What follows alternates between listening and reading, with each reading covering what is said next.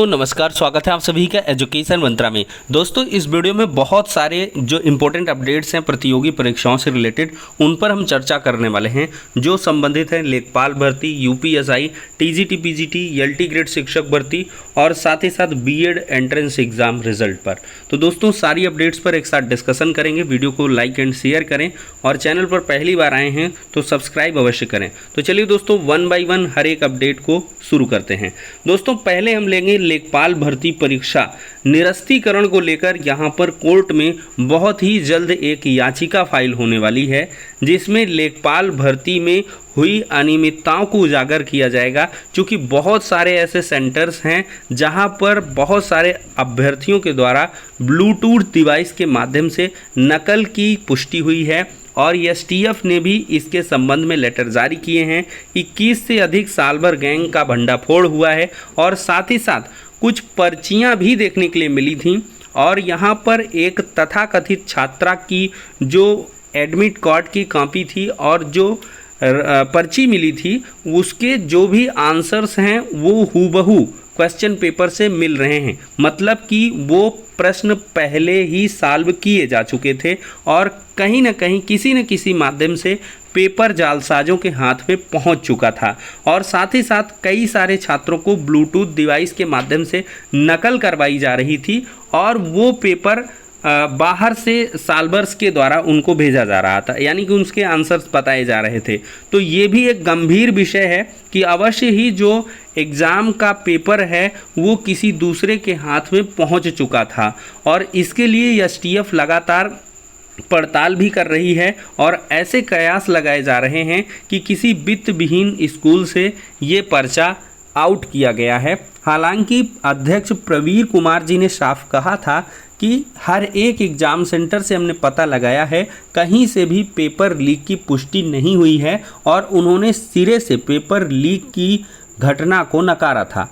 अब दोस्तों यहाँ पर अहम मोड़ है कि इतने सारे साक्ष्य हैं, इतनी सारी गिरफ्तारियाँ हुई हैं और अभी भी मुख्य तरीके से देखा जाए तो धरपकड़ नहीं हुई है और इसी को लेकर छात्र सशंकित हैं कि पता नहीं कितनी कट ऑफ चली जाए। इसके लिए बाकायदा ट्विटर अभियान भी चलाया गया कि जो लेखपाल भर्ती की मुख्य परीक्षा है इसको दोबारा से कंडक्ट करवाया जाए, क्योंकि पता नहीं किस किस के पास ये पहले से ही सॉल्व पहुंच चुका था या बहुत सारे लोग ना पकड़े गए हों, वो पकड़ में ना आए हों, ऐसे भी प्रश्न खड़े हो रहे हैं। तो इसके संबंध में छात्र अब थक हार करके इस मैटर को कोर्ट में ले जाने वाले हैं, ठीक उसी पैटर्न पर जैसे कि यूपीएसआई 2021 का मामला कोर्ट में चल रहा है और अधिकारियों के हाथ पांव फूल रहे हैं। अगर देखा जाए तो उत्तर प्रदेश के पुलिस भर्ती और प्रोन्नत बोर्ड के सभी अधिकारी इस समय कटघरे में हैं और जवाब देते नहीं बन रहा है और लगातार कोर्ट के द्वारा प्रश्नों की झड़ियां लगाई जा रही हैं और इस लिहाज से देखा जाए तो यूपीएसआई 2021 के एग्ज़ाम के कैंसिलेशन की बहुत ही ज़्यादा प्रोबेबिलिटी यहाँ पर निकल के आ रही हैं। ये ठीक उसी पैटर्न पर हो रहा है जिस प्रकार से वीडियो एग्ज़ाम 2018 में हुआ था। वो भी मैटर कोर्ट में चल रहा था और काफ़ी ज़्यादा जो घिराव था वो बन चुका था। कोर्ट में याचिका फाइनली डिस्पोज भी नहीं हुई थी, लेकिन इसके पहले ही यूपीएससी ने एग्ज़ाम को निरस्त कर दिया था शासन की मंशा के अकॉर्डिंग। शासन की तरफ से इंस्ट्रक्शंस आए और यूपीएससी ने एज इट इज़ कार्य किया और पूरे एग्ज़ाम को ही निरस्त कर दिया और री एग्ज़ाम अब यूपीएससी के वीडियो 2018 का होने वाला है। तो ऐसा कुछ यूपीएसआई 2021 में भी देखने के लिए मिल सकता है, ये एक संभावना मात्र है। यहाँ पर देख सकते हैं दोस्तों मामला काफ़ी संगीन है। दरोगा भर्ती में धांधली पर जवाब तलब। तो अनियमितताओं के आरोप में दाखिल याचिका पर प्रदेश के आला पुलिस अधिकारी, उत्तर प्रदेश पुलिस भर्ती प्रोन्नत बोर्ड के चेयरमैन व परीक्षा कराने वाली कार्यदायी संस्था national stock exchange of India limited को नोटिस का जवाब मांगने के लिए कोर्ट में हाजिर होने के लिए कहा गया है।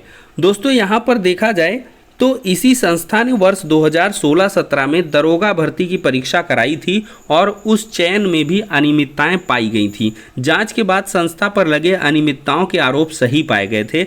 अधिवक्ता गणों का कहना था कि संस्था पर लगे गंभीर आरोपों के बावजूद राज्य सरकार ने उसे दरोगा भर्ती परीक्षा 2021 की परीक्षा संपन्न कराने का कॉन्ट्रैक्ट कैसे दे दिया। याचिका में इस मामले में उच्च स्तरीय जांच करने की मांग की गई है और कहा गया है कि 24 फरवरी 2021 को उत्तर प्रदेश पुलिस भर्ती और प्रोन्नति बोर्ड के 9,534 रिक्त पदों को भरने का विज्ञापन जारी किया गया था और इसमें बहुत सारी जो डिटेल्स हैं वो बताई गई हैं। मतलब ये है कि एक दागी जो संस्थान है उसको पुनः ये जिम्मेदारी क्यों सौंपी गई है जबकि अनियमितताओं की पुष्टि पहले ही हो चुकी थी। तो ये एक बड़ा सवाल है और इसमें बहुत बड़े अधिकारी भी फंस सकते हैं, उनको भी जवाब देना पड़ सकता है, मे भी उनके ऊपर कार्रवाई भी देखने के लिए मिले। अब यूपीएसआई का जो 2021 का मामला है वो काफ़ी गहरा गया है। अब इसमें देखते हैं कि आगे आने वाली प्रोसीडिंग्स में क्या कुछ होने वाला है। तो दोस्तों ये हो जाती है यूपीएसआई पर बड़ी अपडेट, लेकिन ये ज़रूर है कि ये परीक्षा बहुत ही ज़्यादा विवादित हो चुकी है और इसका री एग्ज़ाम देखने के लिए आपको मिल सकता है। अब दोस्तों हम बात करने वाले हैं 22,000 सीटों पर टीजीटी पीजीटी में जो कोर्ट का ऑर्डर है वो रिजर्व किया जा चुका है। कल की डेट में दोस्तों इस याचिका में सुनवाई देखने के लिए मिली है और याचिकाकर्ताओं के जो एडवोकेट्स हैं उनके माध्यम से ये जानकारी आज साझा की गई है कि जो ऑर्डर है वो रिजर्व किया गया है और इसमें सुप्रीम कोर्ट के संजय सिंह वाले केस का हवाला दिया गया है, जिसमें साफ तौर पर सुप्रीम कोर्ट ने जो तदर्थ शिक्षक हैं उनके निरस्तीकरण से जो पद खाली हुए हैं उन पर एक नई भर्ती की बात कही गई थी और साथ ही साथ तदर्थों को वेटेज और साथ ही साथ एक मौका देने की भी बात कही गई थी, जो मौका उनको टीजीटी पीजीटी 2021 में देखने के लिए मिल गया है। लेकिन तदर्थ बहुत ही कम अपीयर हुए थे। अब वो अपीयर हुए ना हुए वो उनका हेडेक है, क्योंकि सुप्रीम कोर्ट के गाइडलाइंस के अकॉर्डिंग, उनके ऑर्डर के अकॉर्डिंग वो कंप्लाइंसेस सरकार पहले ही कर चुकी है और लगातार तदर्थ शिक्षकों का जो आंकड़ा है वो जुटाया जा रहा है। बहुत सारे जनपदों ने लीपापोती की थी, अब फिर से इसका पूरे तरीके से जो डेटा है वो मंगाया जा रहा है। सरकार भी चाहती है कि अवैतनिक जो भी तदर्थ शिक्षक हैं उनकी कुल संख्या यहाँ से क्लियर हो जाए, जिसके परिप्रेक्ष्य में कोर्ट में जो जवाब है वो भी लगाए जा सकें और इसके अकॉर्डिंग कोई जो फैसला है वो त्वरित ढंग से लिया जा सके। अब देखते हैं दोस्तों जो ऑर्डर रिजर्व हुआ है उसका आदेश कब आता है। एक आध हफ्ते या इस महीने के लास्ट तक देखने के लिए मिल सकता है, क्योंकि बहुत बड़ा आदेश नहीं होगा, एक दिन में ही यहाँ पर ऑर्डर रिजर्व हो गया है तो बहुत छोटा सा आदेश देखने के लिए मिलेगा।